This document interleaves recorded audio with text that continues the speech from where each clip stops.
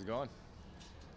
Um, just in terms of the last two games, preparing on a short week, what have you noticed about the communication of the group and how Quentin and Kobe have sort of continued to emerge in that improved communication? Yeah, they've done an excellent job, and obviously the approach going into the Thursday night game, it was really impressed with, the above the neck at the walkthroughs and stuff. It'll be nice here to go out, practice yesterday, be out and practice kind of at a full speed tempo today. But I think the players are really doing a nice job taking ownership of their roles within the scheme and communicating through the coaches, whether it's to the position coaches or straight to me as far as tweaking things, whether in the game plan, hey, we like this, or hey, we should call this, different things like that. I think there's some really clear lines of communication, and they're not afraid to kind of speak up, and those two are definitely leading the way. Omar got thrown into that short week knowing he's going to have an expanded role for the first time. Just what did you notice about the way he handled the preparation for that? Yeah, he's a pro. I mean, since he's been here, kind of like what we talked about with Jalen McCullough. He's been a pro since the day he got here. I think Sean referred to those guys as grown men, and that's really what it felt. So, wasn't surprised to go out there and see him perform well, and he was ready to go. And obviously, he's still a young player, and I'm sure there'll be some growing pains as we get going, but really not surprised with how he performed. From a pass rush standpoint, what have you seen of that group in particular, that phase in particular, last couple of games, and especially the way that Fisk, Hurst, Kobe, Boyd, BY have all worked off of each other? Yeah, they've been excellent, and Giff and AC and Joe Caniglia have just done a great job with that group, and I think we've just put ourselves in positions to rush a little bit more, and then when you do that, now you can get in a little bit more rhythm. Maybe they're not quite as tired when they're rushing, and just like you said, I think those guys are getting a feel for rushing off each other, what they do well. I think we're starting to understand what they do well, and that's really putting all the plans together based on what the offense does, just trying to put your players in the best position to do what they do best. Well, you weren't necessarily the position there, a position coach the whole time you were here, but as part of the defense. It seems like with Leonard, Von Miller, your edge guys, you got these veterans that you would bring in. What's it like coaching young, first and second year edge guys? Yeah, no, you're exactly right, Gary. It's just educating them, on the NFL game. It's just like any other player, where just like we talked about with Omar, there's going to be a little bit growing pains as far as getting used to the NFL game, and that's any player at any position. And edge guys or D, any guys in the front in general, whether you're talking about D line or edge, those guys maybe mentally you might not as much stuff as far as the guys in the second and third level of the defense, but every single play.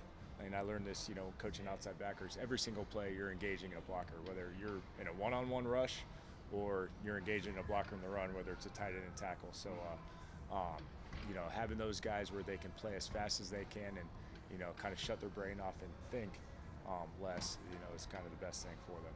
And is it exciting for you and your staff members, because you're getting guys that you can kind of mold? You're not getting veterans that, okay, what do they do well, and let's work with what they do well. You have a chance to actually mold young players. So is there some excitement? Definitely, in yeah. that part It's of it too? definitely fun to kind of work with them and kind of see them grow, and see them take their lumps and kind of correct it and have some success as we continue to go forward. And yeah, definitely, you just kind of we're just all kind of figuring out what they do well and trying to put them in the best positions. One of the guys, obviously, you worked with for a long time is Ernest Jones, and have a great relationship with. It's a business, but it's a relationship business. But you're human. Sure. How strange is it? Will be It's weird. It'll definitely be weird. I obviously thought about it when I saw the trade last week, and yeah, you love the person. We'll be connected and friends for life, and he knows I'm here, no matter what. Forever. As long as you need me. I just thought about his, his wife, and he just had his baby, and just thought about him as the human. Having to move twice in the same year, and it does. You feel for him, and you hope he's doing well. You hope he's in a great place. I know they got really great coaches over there, and it hasn't been necessarily weird yet this week, because it's kind of one of those things we're not actually, the offense is playing him, so I'm not exactly seeing him on tape or playing against him. But when we go out there for pregame warm-ups or whatever it is, and I see him on the field, that's definitely going to be a little bit weird. Coach, when you consider the tandem of Young and Burst, they're among the league leaders in pressures. How excited does their performance make you in terms of how great this offense can be? What are your expectations for them as a duo?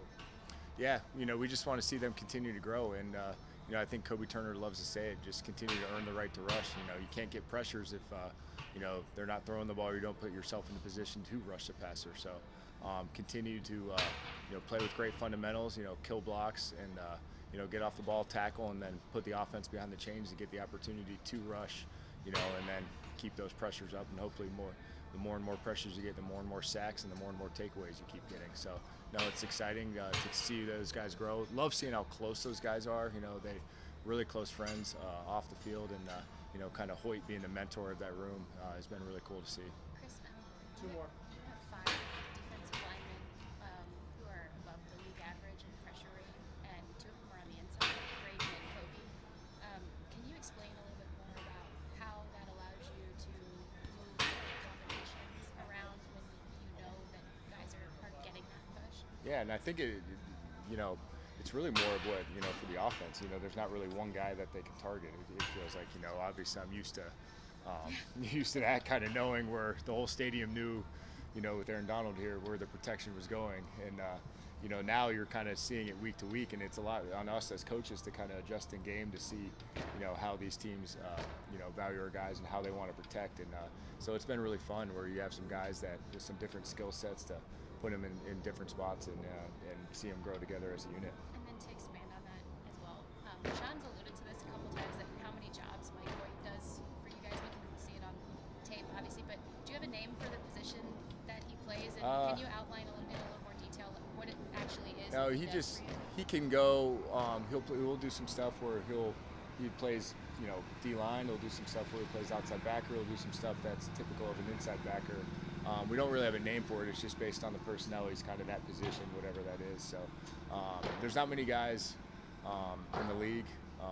He's probably, there's not many guys, in the league that can do that with the skill set and how effective he is. And and he's also a really good pass rusher. He's really good versus run. If he just plays outside backer, he's a really good player. So we're really happy to have him, and he's done an excellent job thus far this year. Awesome. Thanks, guys. Appreciate it.